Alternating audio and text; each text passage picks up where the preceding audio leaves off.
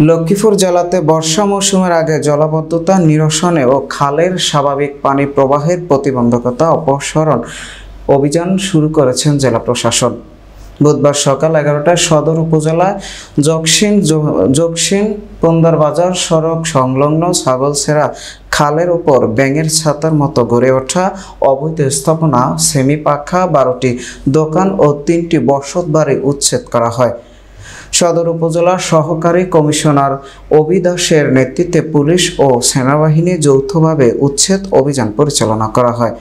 এ সময় অভিযান উপস্থিত ছিলেন সার্ভেয়ার কমবের চাকমা, সাখায়াত হোসেন, পুলিশ সদস্য মুজাহিদ সানোয়ার সহ সেনাবাহিনীর সদস্য সহকারী কমিশনার।